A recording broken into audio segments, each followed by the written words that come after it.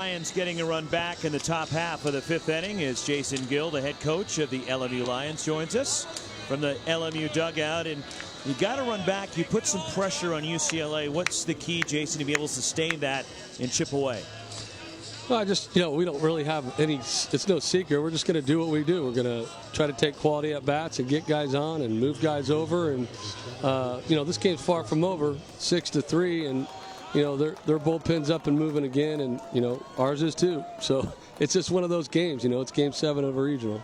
Well, you brought in Paiva, and what was the plan with him? Just to throw him one? We were trying to get one out of him. It's a side work day, and he didn't have the finish on his stuff like he typically does, and that's the first time we've done it with him.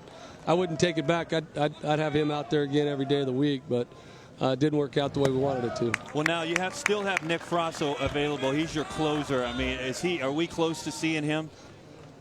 Yeah, I mean, he's going to pitch tonight. I know that. I don't know how close we are. Let's see what these guys, see if we can patch this thing up and stop their offense a little bit and try to get at least till the 7th or 8th. Did you have a message for your team before the ball game here tonight? Yeah, I just told them to be themselves. In all honesty, we're playing with house money a little bit, right? I mean, people didn't expect us to be here, and I just told them to have fun and do what they do. We didn't change anything, and I just told them at the end of the day, we're going to be champions no matter what. Well, regardless of what happens here tonight, the emotion that your team and how well you played here the last few weeks, your fans showing up, the support you've gotten, what does it mean to you building this program and getting it back to the postseason and seeing the support you're getting? It's unbelievable. The support that we're getting here is something that I'll never forget, and hopefully carries forward into next year at our home ballpark. And it really helps these guys play. I mean, obviously, when you play in front of people, that's what they want to do.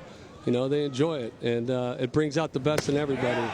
So, for our program, I think it speaks volumes, and for us to be able to compete at this level, I think speaks volumes about our program, actually. Well, good luck coming back, Jason. Appreciate the time. Thanks, you guys. Jason Gill, the head coach of LMU. It's Michael Tolia against Kyle Mora as Cody Paiva goes 1 inning, and now Mora is in there. He pitched 2/3 of an inning here last night, and he strikes out Michael Tolia. Yeah, Tolia knew it. Just locked him up on the outside. But how blessed is college baseball to have people like Jason Gill running teams, and John Savage and Steve Rodriguez was in this regional with Baylor. Evan Porter from Omaha, who got the Mavericks to the NCAA tournament for the first time in program history. And Jason Gill trying to get LMU to a super regional for the first time in the history of LMU baseball. As Noah Cardenas, the batter, he's walked twice, and now they have been to Omaha as the Lions went in 1986. That was before the tournament expanded to 64 teams, which took place in 1999, and that's when the super regionals were implemented into the NCAA tournament. And since the super regionals have come in, only one time has a WCC school advanced to a super regional.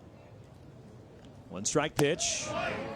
That's low. 1 ball, 1 strike. And that was in 2014. Steve Rodriguez, the coach of Baylor, was at his alma mater, Pepperdine. And they went to a super regional after winning a regional in San Luis Obispo at Cal Poly. And they went on to a super in 2014 and losing a heartbreaker to TCU. Fly ball left center field, playable for Dylan Hirsch. And there's 2-way in the bottom of the 5th. And all 3 of those games in Fort Worth between TCU and Pepperdine that year were 1-run ball games. And Steve Rodriguez himself, College World Series hero, leading Pepperdine to their national championship. In 1992, he had a huge grand slam, helping Pepperdine, and then defensively was stellar, and he was in the all-tournament team at the College World Series.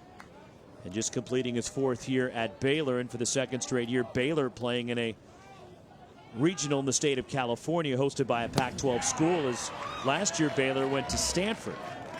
And Baylor eliminated by UCLA yesterday in 11-6 slugfest after a record-setting performance from Shea Langoliers, the catcher from Baylor, against Omaha Saturday.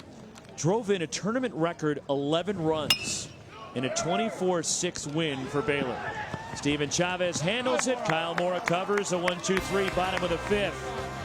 for Mora.